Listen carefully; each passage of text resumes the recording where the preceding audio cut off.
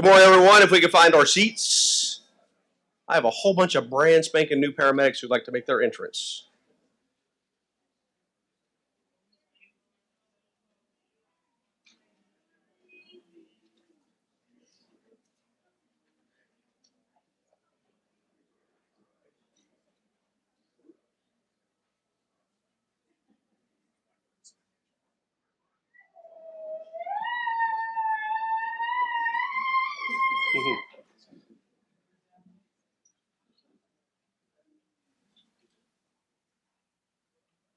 Ladies and gentlemen, Paramedic Class 9.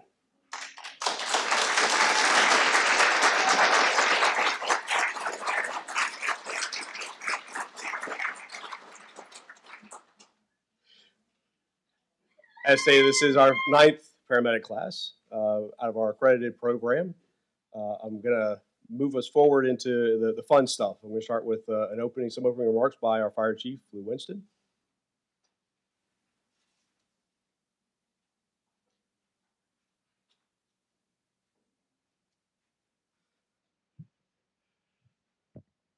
Good morning, and welcome to our Paramedic Class 9 graduation, and certainly welcome to our Jim Robey Public Safety Training Center. As I always say, especially to the families of these graduates, welcome. The families of our members of Howard County Fire Rescue are also part of our extended family, so we're certainly glad to have you here. And you should be extremely proud of your family member for this wonderful accomplishment of graduation from this rigorous paramedic program. To the students, say thank you for your commitment and perseverance through this tough program. We are extremely proud of you. You can see in your program, I got a kind of congratulations in there to the paramedic instructors, the wonderful staff here, the Education and Training Bureau. Thank you for all the hard work in getting the students to this place. We also want to thank our partners at Sinai, Howard County General Hospital, the Cadaver Lab for their partnership in working with the paramedic program to get these students through. So again, welcome, and you ought to be extremely proud of this accomplishment of your family members. So thank you all for being here.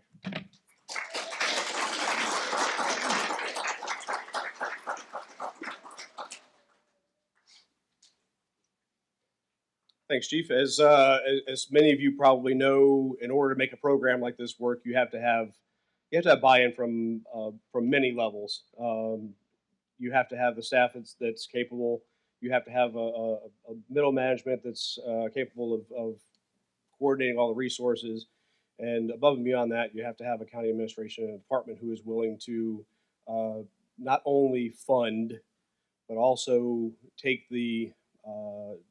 on the risk and the onus of pulling people out of the field in this case and backfilling those people, spending a great deal of money, and watching these folks thrive through a program. So thanks, Chief. And you'll get to meet Chief Jerome here in a little while with his history of the program. And next up, I'm actually going to introduce Dr. Matt Levy, who is our medical director for the entire department. We are very fortunate that we have not one, not two medical directors and a bevy of associate medical directors that help us through this program. So a lot of depth and a lot of knowledge that comes into the program for us. Dr. Levy, would you give us a few remarks?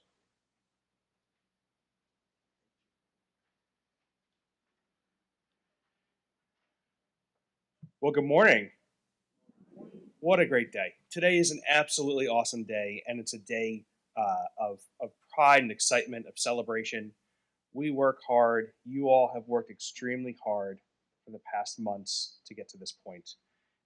Today's a culmination of not only your hard work and dedication, but the sacrifices that your families have made for you along the way to support you, and that your shift mates and coworkers have made.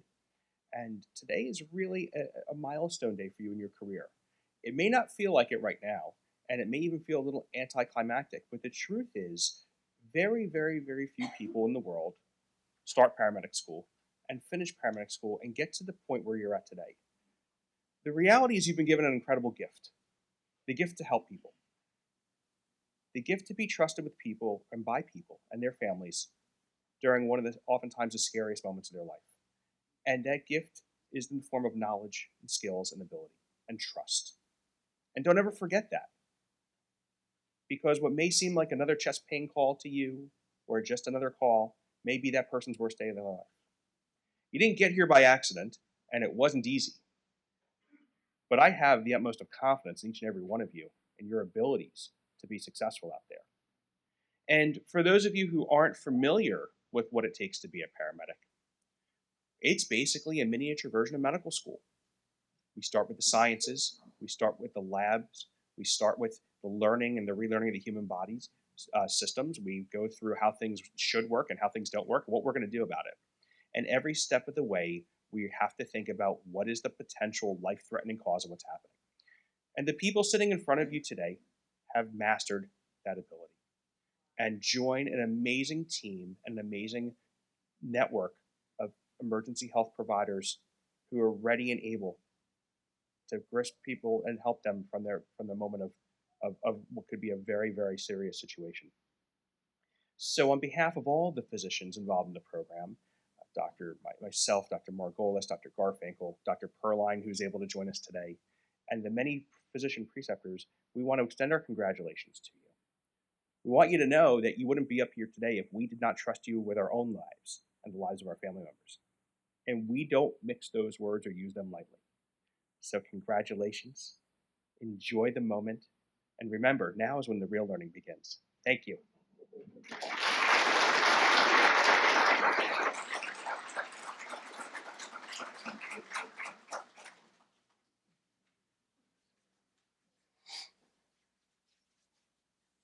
Thanks, Doc. So, as Dr. Levy said, this group has entered what is really the pinnacle of out of hospital care in the state and around most of the country.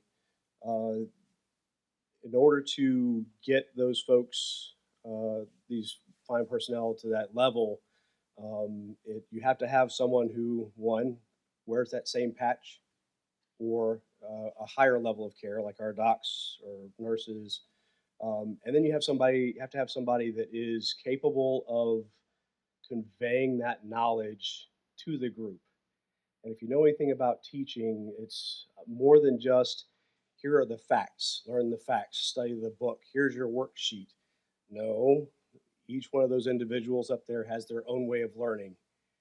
And that instructor, that lead instructor and the support instructors have to be able to convey that information in multiple different ways. Some of us learn by sight, some of us learn by hearing, some of us learn by touching and doing, right?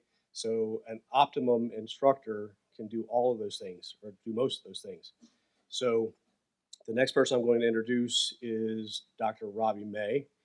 That's PhD doctor, who actually has a doctorate in education. So literally his world is teaching, and he's a paramedic, and he teaches for us, and he works in Western Maryland as a paramedic. So somebody who knows it, does it, and can teach it, and has done an extraordinary job to a 100% pass rate. Dr. Robey May.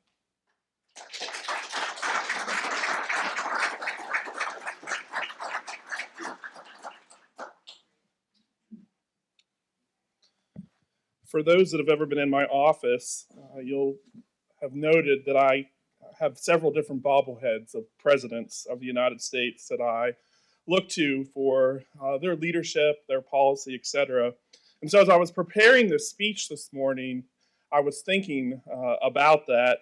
And I had to think about President William Henry Harrison, who, when he went to give his inaugural speech, it was cold, it was the winter time, but he wanted to show strength. So he decided not to wear a jacket. Being cold in Washington, D.C., it was a miserable day. But he also wanted to convey a lot. He was a long speaker. So he gave the longest inaugural speech in American history at 1 hour and about 46 minutes. So I'm striving for that today, but I hope my result is different from his, because his result was he died. So, Howard County Department of Fire and Rescue Services reputation was really a large reason why I applied for this job as lead instructor for the paramedic program.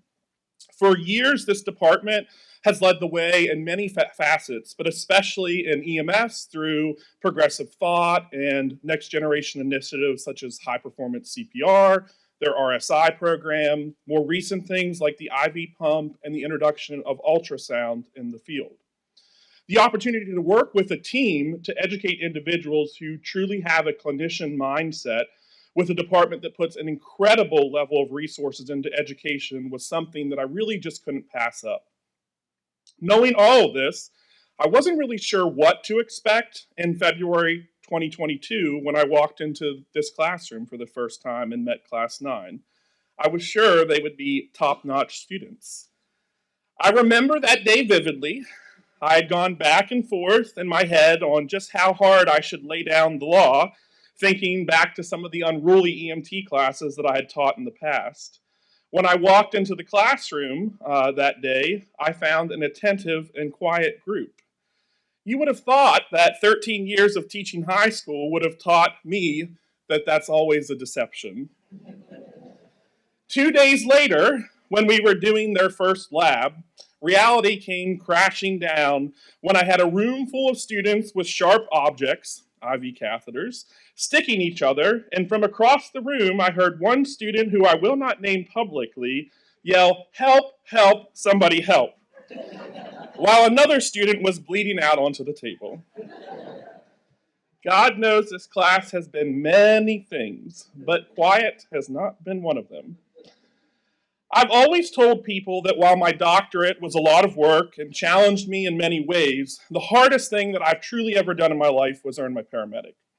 Over the course of the last 19 months, you each have spent no less than 1,842 hours in the classroom, hospital clinical setting, and field.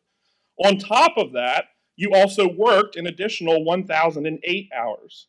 Beyond that, you spent countless hours outside of class studying. Well, most of you.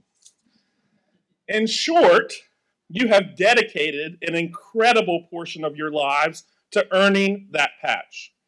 No one forced you to go on this journey. There's a nominal pay increase. You most likely will spend more time on an ambulance than you will an engine now. You have 60 plus hours of continuing education that you must complete every 2 years. You have an advanced scope of practice, which is ever evolving and is not continuously, and if not continuously practiced and refreshed, can cause serious harm to a patient. The fact that each of you voluntarily decided to become a paramedic, knowing all of this, speaks volumes of your character and your dedication, not only to your profession, but to your patients. The reason for earning your paramedic is unique to each of you. In fact, I encourage those of you in the audience to take time today to read their bios in the program to see why each of them decided to do this program. A few months ago, the National Association of EMTs published results from a year-long survey of EMS professionals, both volunteer and career. Thousands of individuals responded. As I recently read through the report, one of the stark data points was that 47% of EMS professionals plan to leave the profession within the next 5 years. There were a variety of reasons that they listed, including the pay as compared to their counterparts with equal education in healthcare, the hours, the mental stress of what they face, and with little support of their employer. There's a lot of reasons to have a bleak outlook on our profession, but I think that there are a lot more reasons to be excited about the future. As a paramedic, you will be able to actively use the knowledge and skills that you have worked hard to obtain. Literally save someone's life in front of your eyes. There are millions of people alive today whose emergencies were so grave that if they had not had some type of EMS service, they would have died long before ever reaching an emergency room.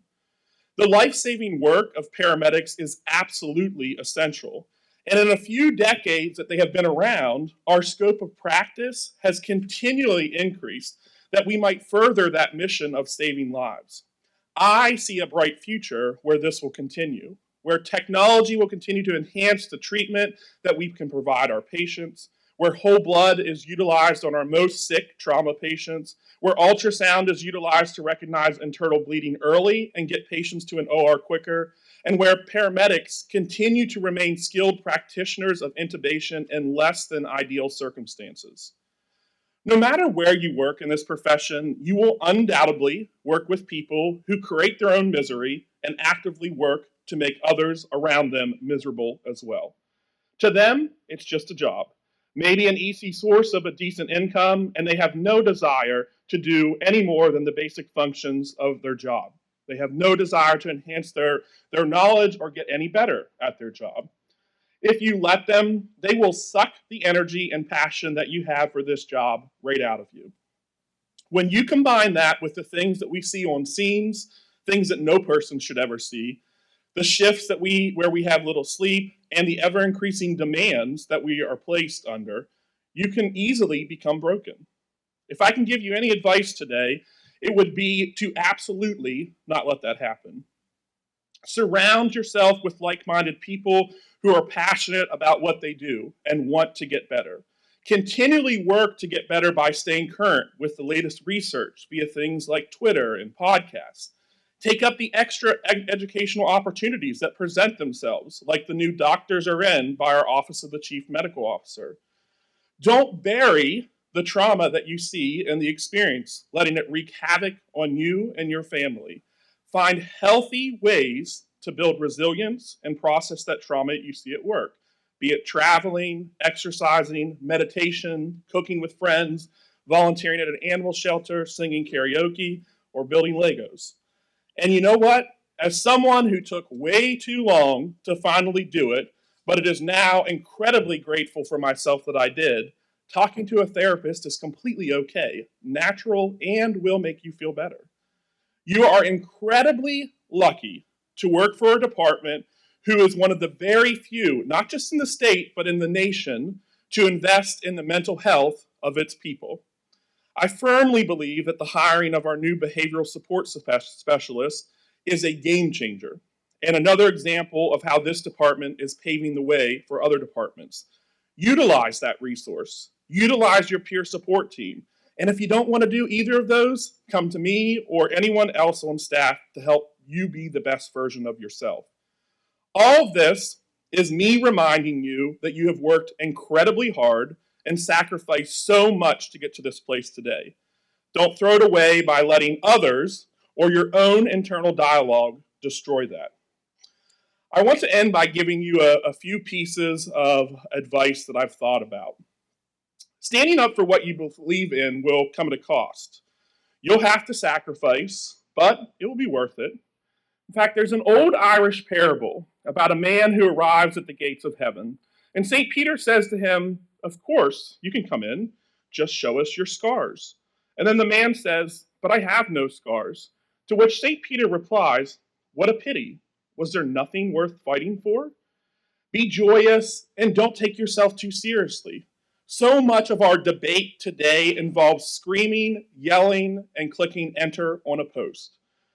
Martin Sheen tells of a protest he participated in against nuclear weapons testing at a military base in 1987. He watched a line of women at this protest do the hokey pokey, dancing up to the very edge of the base property line, wiggling their feet over while singing, "Put your left foot in."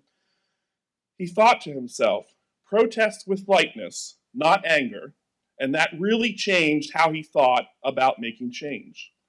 Remember, you're not alone. Find comfort in community and know that you can make a deeper impact when you join a collective of others who also want to make change. Finally, realize that change does not always come in big steps. Don't focus on changing the world. Focus on making small changes that matter to you. Get involved and make a commitment. Serve, and suddenly you will find that the world has changed. Remember the words of Robert Kennedy. Each time a man stands up for an ideal, or an act to improve the lot of others, or strikes out against an injustice, he sends forth a tiny ripple of hope, crossing each other from a million different centers of energy and daring those ripples to build a current which can sweep down the mightiest walls of oppression and resistance. Not every patient you have or you will see is going to need an array of drugs, going to need cardioverted, going to need intubated, or need any ALS skills at all. Many patients are going to call you at 3 a.m. with a complaint that they have been experiencing for the last 2 weeks. Remember, the greatest thing that we can do for our patients, even when it is frustrating, even when they themselves fail to show compassion, is to show compassion to them. That is the greatest skill in your scope of practice moving forward. Congratulations.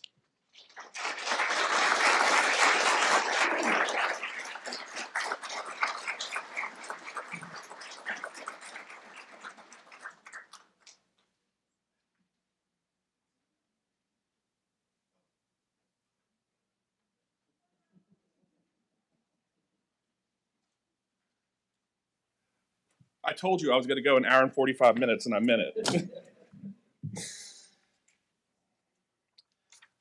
I'm going to invite our program executive committee and fire chief to come up on stage as we go ahead and confer our certificates to our graduating class.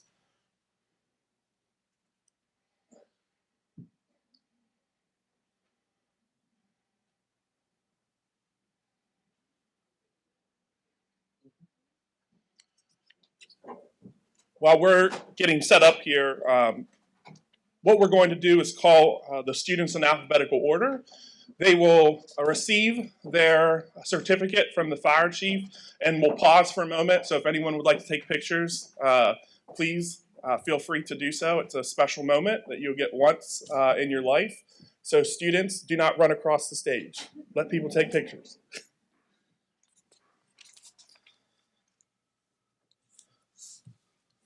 Our first graduate is Claude Dent IV.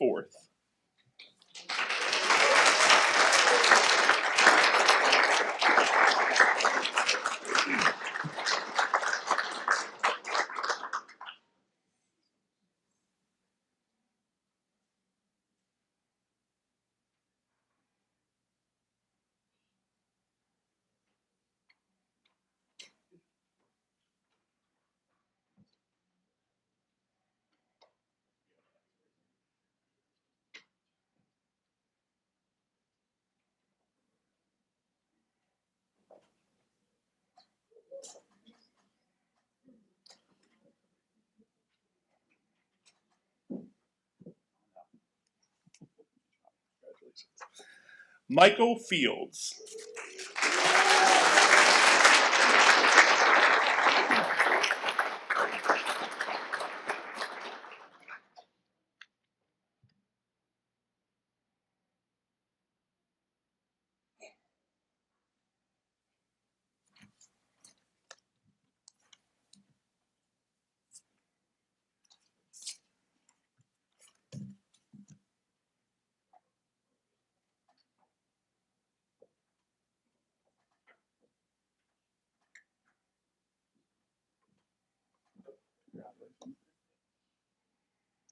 Tong Tong Gong.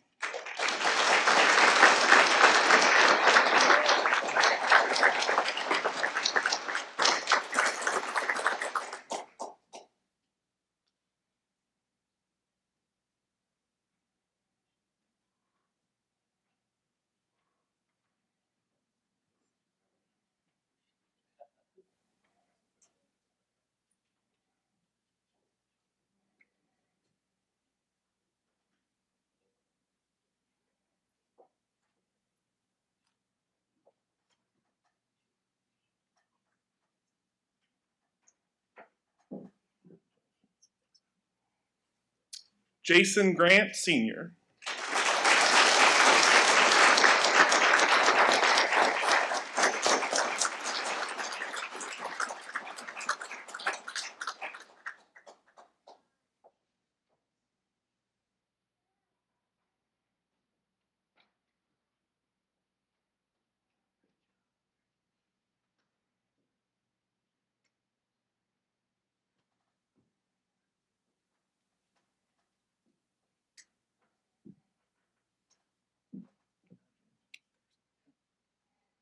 Christina Kiefer.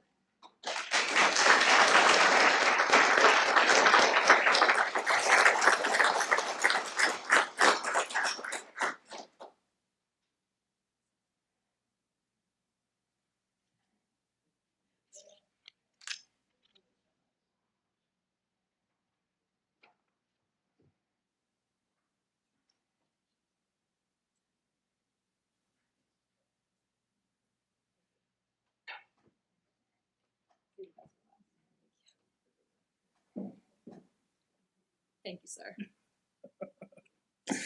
Frederick Lovell.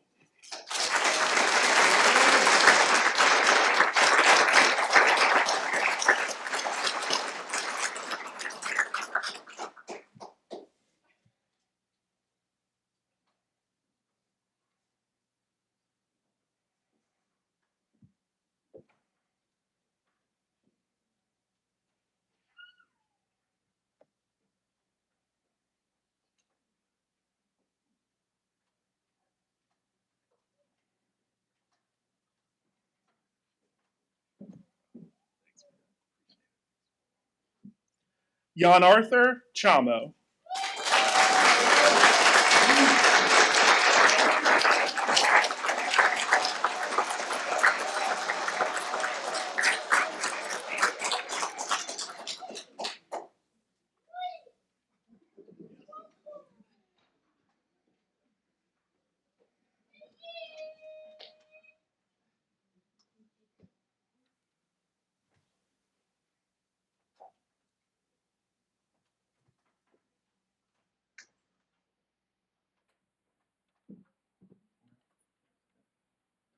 Liana Toy.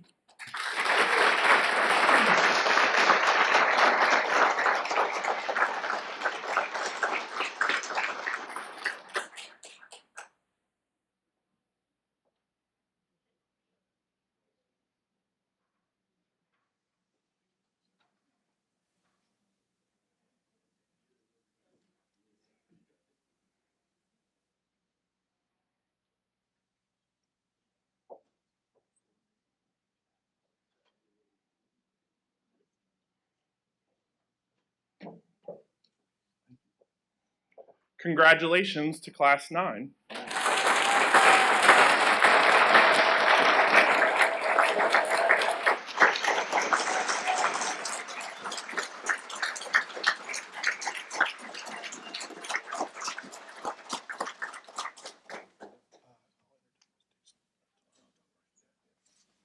I'll invite the executive committee to go ahead and take their seats. Also, I'll add, because I forgot when I was doing my speech, Liana didn't forget her uniform this morning. Liana works for Johns Hopkins Lifeline, who we have a fantastic partnership with. They send students to us for initial paramedic education, and we're thrilled to have that partnership. For the next part of the program, we get to turn it over to the class. God help us all. I'm going to introduce Tong Tong Gong, who is the valedictorian of this class, having an overall average of 92%. And so, Mr. Gong, the stage is yours.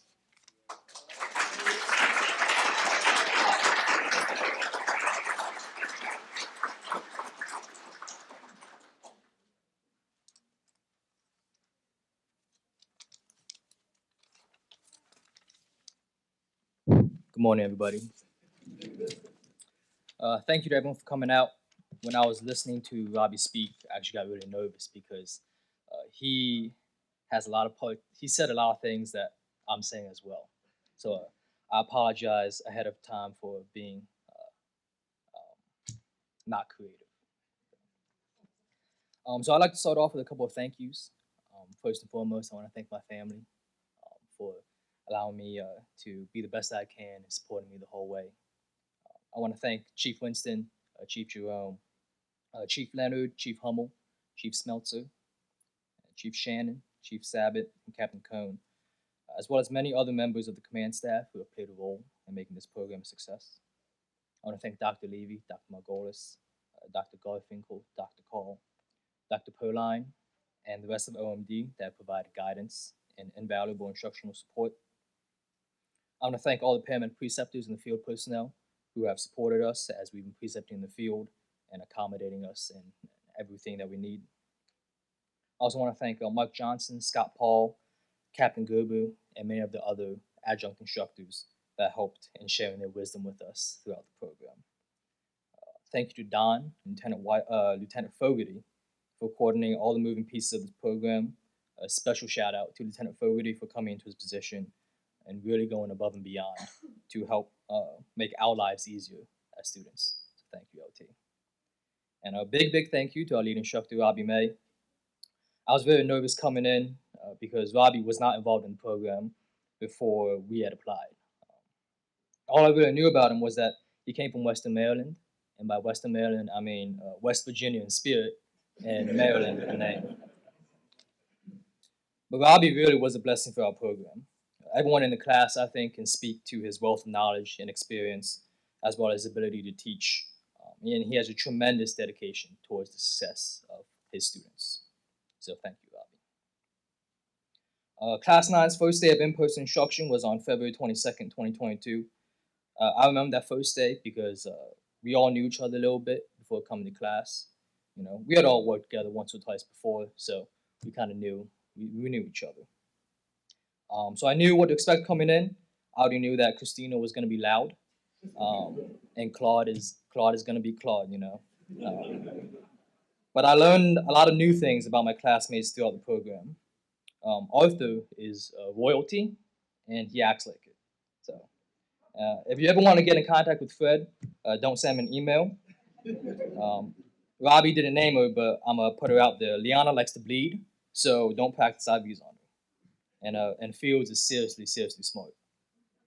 And as far as Jason goes, I'm gonna plead the fifth on that one. I also learned that all my classmates have a heck of an ability to persevere. I think I saw them go through a lot of struggles outside of work and at work, and through a lot of situations that I probably would not be able to handle as well as they have. So while I'm speaking to you as valedictorian, which I'm going to address that cliche right now, Asian guy in the class getting good grades. Tell me if you've heard that story before. I would really like to acknowledge my classmates and each of them as well as their ability to persevere. I'm also going to give a quick shout out to Edwin and Meg. Don't know if they're here today, but I'm sure I'll be seeing them on the stage next year. Going back to that first day, it was kind of hard to be optimistic because leading up to the start of the program, You know, a lot of people were coming up to us and telling us that, you know, we were never going to ride a fire truck again, which is kind of true. But most of us really already knew what life was being on an ambulance all the time. Shout out to Station 9 and a good old 9-6. And life on an ambulance can be tough because you're out on the road most of the day. Most of the time, you're missing dinner with the crew and you're coming home to a cold hot dog or hamburgers, which is always nice. Sleep is not always guaranteed. And I think working in healthcare is just hard in general, especially right now. But we all knew that deal coming in, you know, and each of us still raised our hand and we volunteered for this program. I think that takes a little bit of courage, you know, because it takes courage to face that challenge. You know, we knew everything coming in, and we still volunteered, and we do it because at the end of the day, you know, it's the community and the people within those communities that's what we do it for. That's who we do it for. So that's what's important, and hopefully we're able to fulfill our roles as paramedics within those communities. So, cheers to Class 9. Thank you all.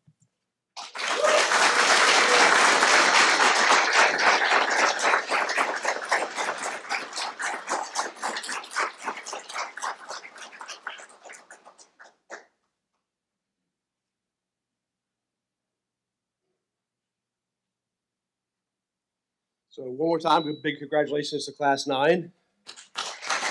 Well done.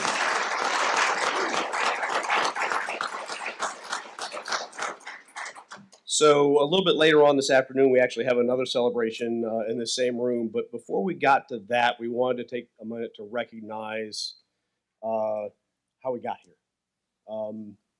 And I told you before that in order to get a program running like this, it takes a lot more than you might think. Besides buy-in from a county administrator, buy-in from a fire chief, you've got to have somebody or a team that has the wherewithal to go out and pull together all of the resources. When we started our paramedic paramedic classes many years ago, accreditation for a program like this, recognition by the state as a college level program, was something that was usually reserved for collegiate institutions, community colleges, universities, those kinds of things. To put together a program that was department based and accredited, fire department based and accredited, almost unheard of. We were one of 2 or 3 in the entire country at that time. There's one guy that if you asked anybody about EMS in Howard County over the last 30 years, they would point to a single guy. We all know him. He has sat in the seat that I'm in. He has sat in EMS training as a lieutenant and then a captain. Helped us run EMS training as a battalion chief before he moved to assistant chief and to his current state as a deputy chief, still operating as the dean of this program. Today he gets to retire, and we're all jealous.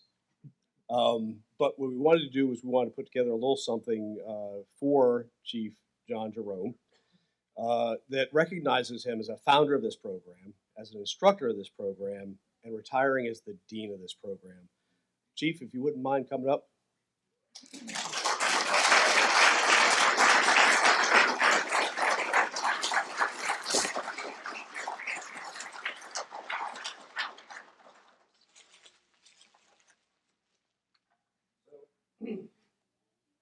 As the folks up on or to the left of the stage here have just recently acquired, this is the Maryland Paramedic patch that we all proudly display on our sleeves.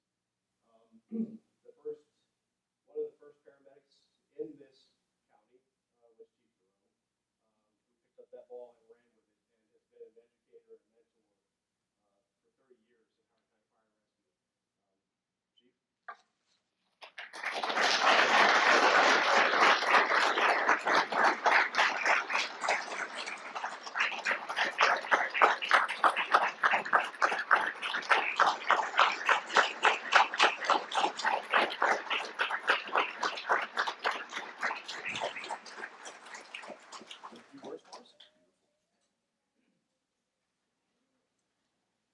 You guys are killing me.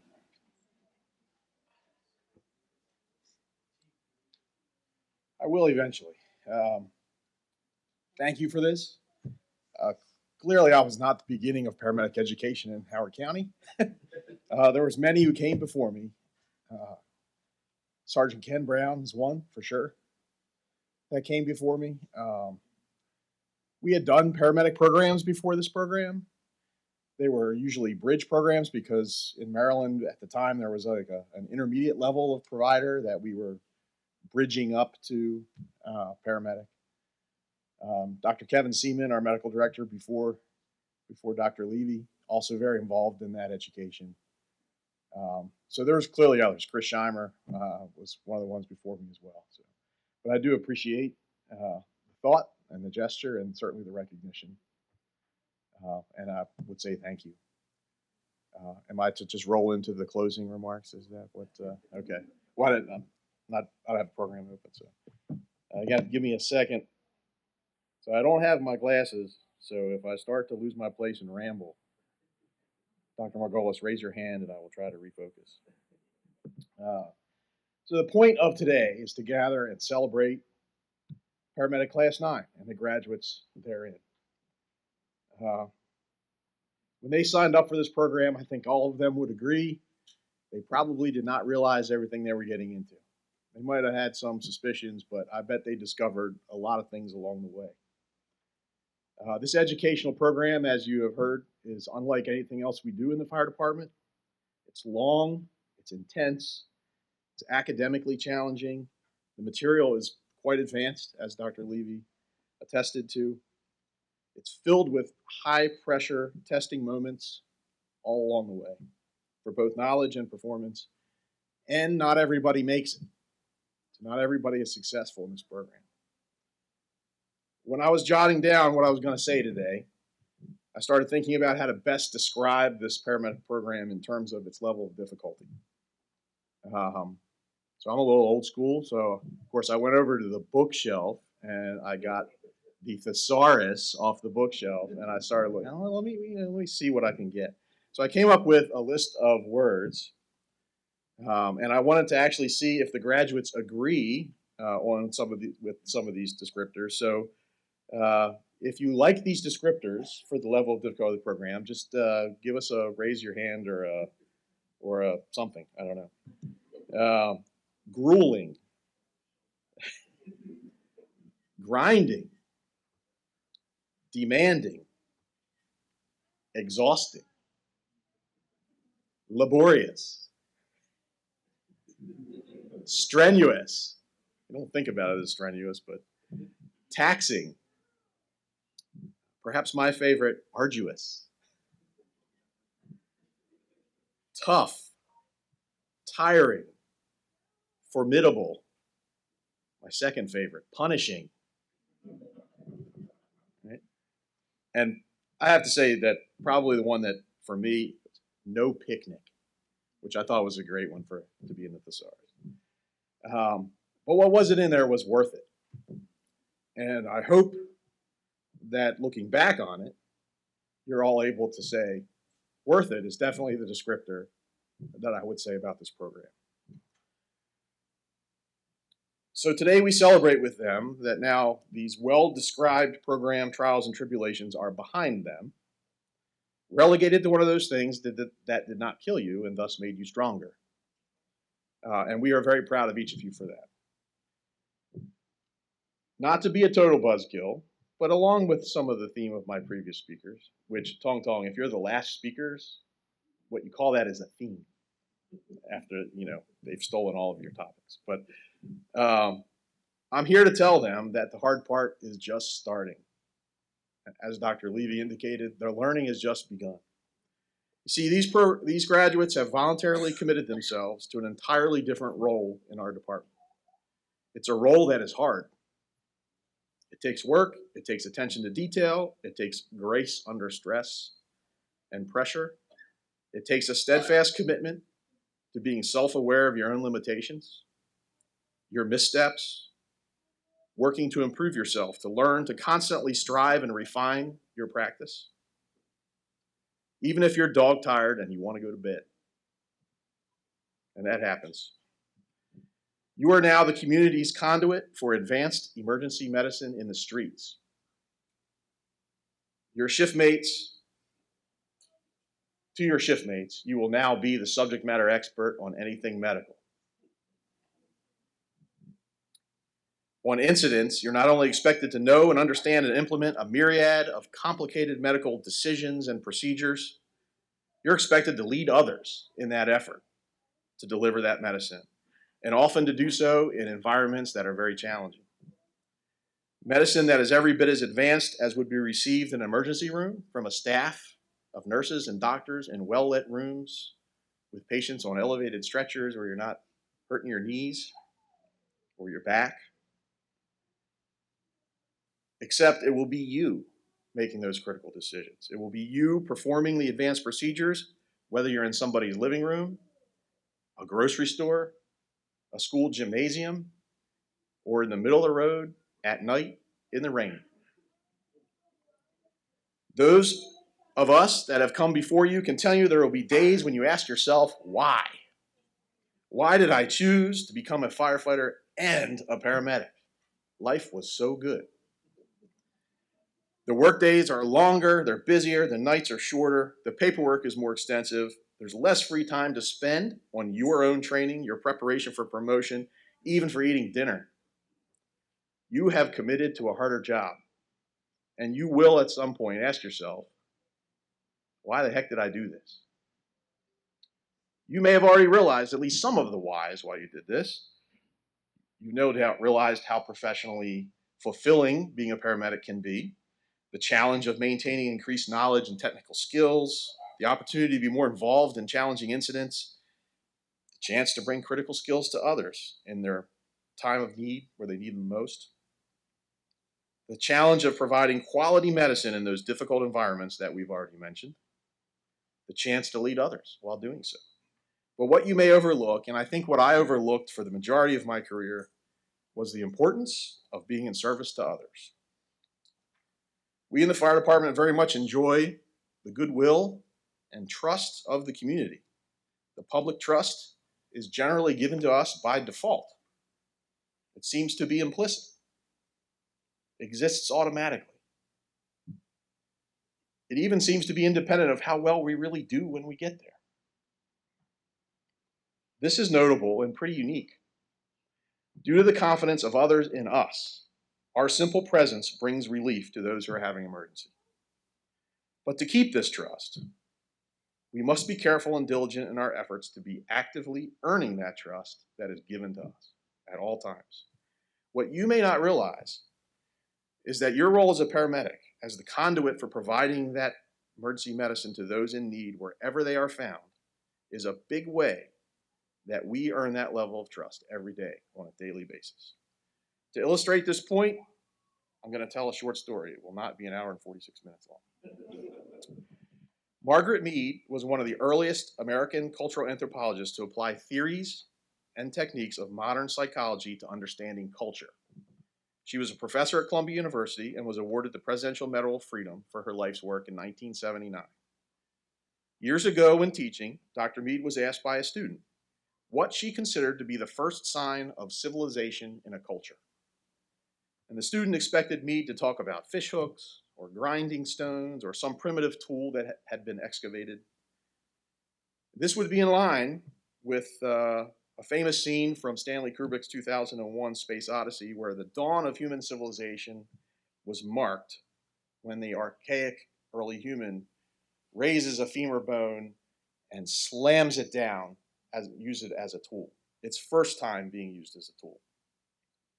The first of what would be many tools that would allow the species to go on and evolve and eventually build advanced civilization. But Dr. Mead did not answer the question that way. Instead, she said that the first sign of civilization in an ancient culture was a femur that had showed evidence that it had been broken and then healed. Dr. Mead explained that in the wild of the animal kingdom, if you break your leg, you die. You can't run from danger. You can't get to the creek for a drink of water. You can't hunt for food. You become prey or meat for any number of prowling beasts. In the wild, no animal survives a broken leg long enough for that bone to heal. So she went on to say that a broken femur that has healed is evidence that someone has taken time to stay with the one who fell, to treat and bind the wound, to carry the injured to safety, and to lend or to tend to that person through recovery. Providing these life-saving actions and helping someone through life-threatening difficulty is where civilization truly starts. She finished by saying, "We are at our best when we serve others." So what Dr. Mead described here to that student is the earliest evidence that someone had provided field medicine. She describes these actions in service to others as being a cardinal and fundamental premise of civilized behavior of a cultured humanity. And I believe it is our ability to provide medicine in the field at a sophisticated level and at the time that is most critical for them that bestows upon us this automatic public trust. And guess who is now the tip of the department's spear in this regard?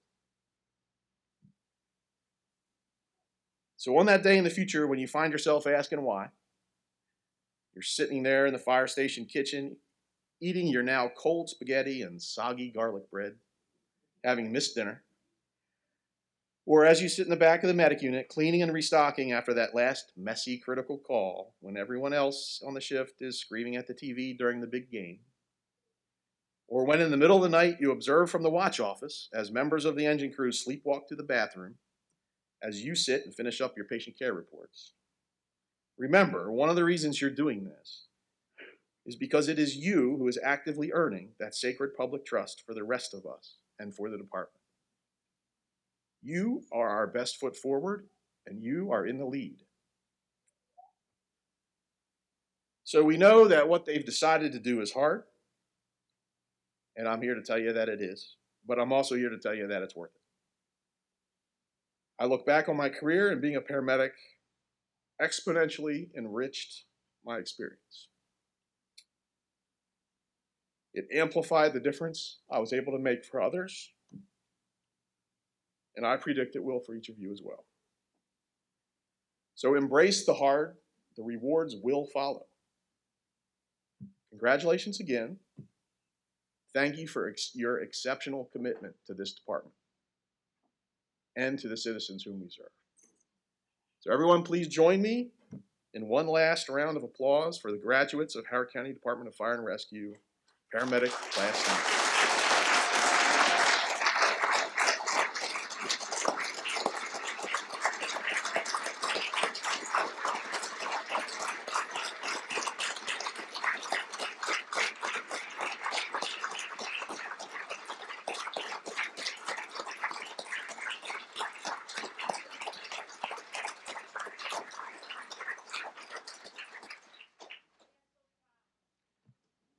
Yes, we are.